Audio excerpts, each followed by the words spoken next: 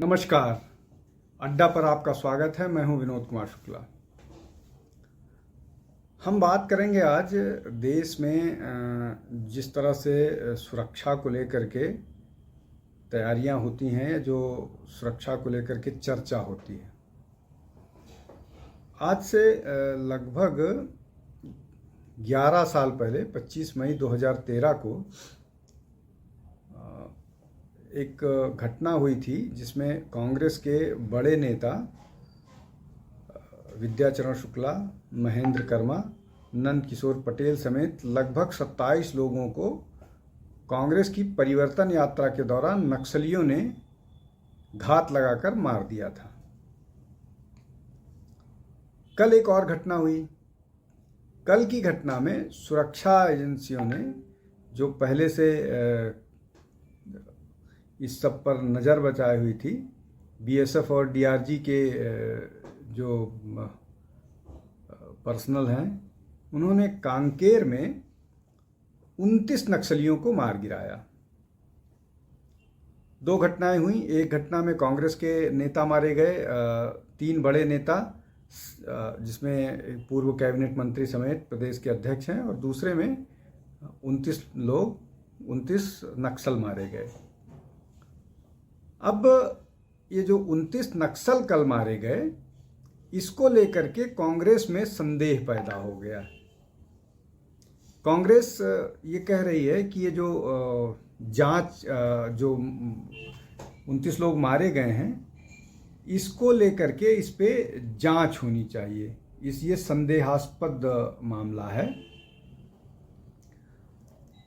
और विशेष रूप से इस मामले को सबसे ज़्यादा जो रख रही हैं मतलब जनता के सामने, वो उनकी प्रवक्ता हैं, जो जब भी बोलना शुरू करती हैं कांग्रेस का वोट कम करती हैं। ये मैं अक्सर कह चुका हूं कि वो जब भी कुछ इस तरह की बात करती हैं तो कांग्रेस के 2-4-10 हज़ार वोट कम करती हैं। उन्होंने क्या कहा कि ये जो 29 मुठभेड़ में मारे गए हैं नक्सल, वो जांच का विषय है। इसका मतलब ये कि इस पूरी घटना पर कांग्रेस को संदेह है, उसके वास्तविकता पर सवाल उठाए जा रहे हैं। और वैसी ही बात फिर पूर्व मुख्यमंत्री भूपेश बघेल ने कहा। भूपेश बघेल ने कहा कि भाजपा शासन में नक्सलियों का फर्जी इनकाउंटर हो रहा है। सीधे बिना किसी जांच प्रमाण हुए वो बोल रहे हैं कि फर्जी इनकाउंटर होता है, और ये 4 महीने में वृद्धि हुई है। पिछले 4 महीने में इस मामले, जो मतलब 4 महीने का मतलब जब से सरकार आई है उनकी, तब से इस मामले में वृद्धि हुई है। तो अब अगर वृद्धि इस तरह की बात कर रहे हैं, तो इसका मतलब वो फिर संदेह कर रहे हैं सरकार पर, सुरक्षा एजेंसियों पर। सरकार पर संदेह वो कर सकते हैं, विपक्ष में हैं। सुरक्षा एजेंसियों पर सरकार करना। अब दूसरी तरफ बात करते हैं इनके जवाब में, मतलब भूपेश बघेल के जवाब में, जो मुख्यमंत्री विष्णुदेव साय ने कहा कि इस पूरे एनकाउंटर की उनके पास प्रमाण मौजूद हैं, कहीं से एनकाउंटर फर्जी नहीं है, और इस पूरे मामले में जो भी जिस तरह की जवाबदेही या किसी को चाहिए वो मिलेगा।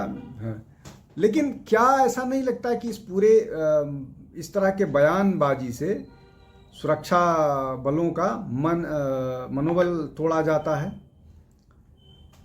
अब एक के बाद एक इस तरह की जो प्रमुख बातें हुई हैं कांग्रेस के द्वारा विशेष रूप से की गई हैं, उस पर चर्चा करते हैं।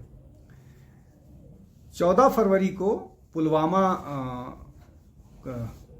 कांड हुआ था, मतलब पुलवामा अटैक हुआ था, जिसमें सुरक्षा बल बड़ी संख्या में मारे गए थे। तो पुलवामा को पहले तो कांग्रेस ने बोला कि ये इनसाइड जॉब है, मतलब इसको भारत के सुरक्षा कर्मियों या इंटेलिजेंस से जो भी है ये किया गया था। बेसिकली इशारा ये था कि ये चुनावी फायदे के लिए किया गया, खुद करवाया गया हमला था। इसके जवाब में सरकार ने बालाकोट में स्ट्राइक की, जो टेररिस्ट कैंप थे, टेररिस्ट लॉन्च पैड थे, वहाँ पर स्ट्राइक की, और कहा, मतलब जो बातें हुई आर्मी की तरफ से, वो ये कहा गया कि लगभग 350 आतंकवादियों को कैंप में मार दिया गया। इसको लेकर के भी डाउट किया गया कि वहाँ तो पेड़ भी नहीं गिरा।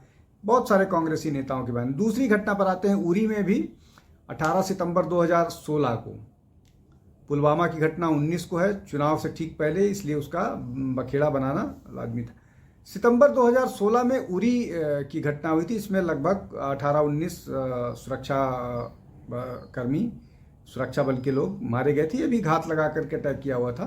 उसके जवाब में सरकार ने सर्जिकल स्ट्राइक किया और प्राइम मिनिस्टर का ये बात उस समय से आई कि जो भी हम पर आतंकवादी हमला करेगा हम घर में घुस के मारेंगे। और ये बात हुई कि घर में घुस करके, मतलब LOC क्रॉस करके जो टेररिस्ट कैंप्स थे वहाँ पर जो आतंकवादी थे उनको मारा गया। ये बातें हुई। गलवान को लेकर के जो ट्रांजैक्शन है भारत और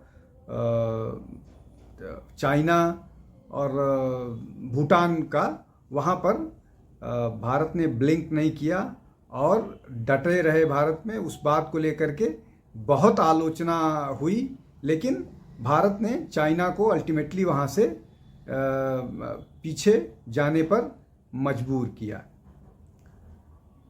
कांग्रेस के एक नेता हैं, वो भारत के पूर्व सेना अध्यक्ष को गली का गुंडा कहते हैं। उसी तरह से एक और नेता हैं, नए CPI से भाजपा में, CPI से कांग्रेस में आए हैं। वो सुरक्षा कर्मियों को रेपिस्ट कहते हैं कि वो जम्मू और कश्मीर में वो रेप की घटनाओं को अंजाम देते हैं। इसको लेकर के बहुत बवाल मचा था या बहुत बवाल मचता है। ये जो सारी बातें मैं बता रहा हूँ, ये समझाने की कोशिश कर रहा हूँ, ये गिने चुने हैं, लेकिन इस तरह की अनगिनत घटनाएं हैं, अनगिनत बातें हैं जहाँ पर आर्मी को, सुरक्षा बलों को और आर्मी से जुड़े राहुल गांधी जिस तरह से आर्मी के खिलाफ बयान देते हैं, हर घटना के बाद उनको प्रमाण चाहिए होता है। सारे नेता इस तरह की, मतलब बहुत सारे नेता इस तरह की बात करते हैं जहां सुरक्षा बलों पर प्रश्न चिन्ह लगाए जाते हैं, उनकी गतिविधियों पर। उसके अलावा बाटला हाउस एनकाउंटर जब हुआ था तो उसको कांग्रेस ने फेक डिक्लेयर कर दिया था और यहाँ तक कहा गया था कि रात में सोनिया गांधी सो नहीं पाई और रोती रही उस घटना को। हालांकि बाद में जो एनकाउंटर, न केवल एनकाउंटर बल्कि उसके में बहुत सारे लोग बाद में गिरफ्तार हुए और उनको कन्विक्शन भी हुआ है। उसमें मोहन चंद शर्मा की शहादत हुई थी, पुलिस कर्मी थे, और उसको लेकर के बहुत बवाल हुआ था कि ये सारा कुछ फेक एनकाउंटर है। तो इस तरह की घटनाओं को लेकर के जिस तरह से कांग्रेस असंवेदनशील हो जाती है और अपने वोट बैंक के लिए सुरक्षा कर्मियों की शहादत, सुरक्षा कर्मियों की बहादुरी को कमतर आंकती है, उसको मानने के लिए नहीं तैयार होती है, उनकी बहादुरी पर प्रश्न चिन्ह लगाती है, सुरक्षा कर्मियों की गतिविधियों पर प्रश्न चिन्ह लगाती है, उनके बारे में इस तरह के शब्द का प्रयोग करती है जो न केवल उनके मॉरल को तोड़ेगा बल्कि तोड़ता है, बल्कि उनको एक उनकी इमेज खराब करता है और इससे न केवल भारत में बल्कि विदेशों में भी खराब इसका असर पड़ता है। तो ये जो सारी घटनाओं का जिक्र मैंने किया है, ये क्या किसी भी राजनीतिक दल को जहां पर भारत का नेशनल इंटरेस्ट हो और जहां सुरक्षा बल इन्वॉल्व हो, जिनको राजनीति से कोई लेना देना नहीं है, वो कितना उचित है और ये किस तरह से भारत के सुरक्षा तैयारियों में, अर्धसैनिक बलों के अभियान में किस तरह से उनको नुकसान पहुंचाता रहा है, उनको हतोत्साहित करने की कोशिश करता रहा है। हालांकि भारतीय सुरक्षा बल हतोत्साहित नहीं होते हैं, लेकिन फिर भी ये कांग्रेस का निगेटिव अप्रोच होता है। और क्या इससे सचमुच कांग्रेस को उनके वोट बैंक में इजाफा होता है? निश्चित तौर पर नहीं, निश्चित तौर पर नहीं। आज बात को यहीं समाप्त करते हैं। आप हमारे साथ जुड़िए, हमारे वीडियो को देखिए, हमको लाइक शेयर सब्सक्राइब कीजिए, हमको ज़्यादा से ज़्यादा लोगों तक पहुंचने में मदद कीजिए। बहुत बहुत धन्यवाद। नमस्कार।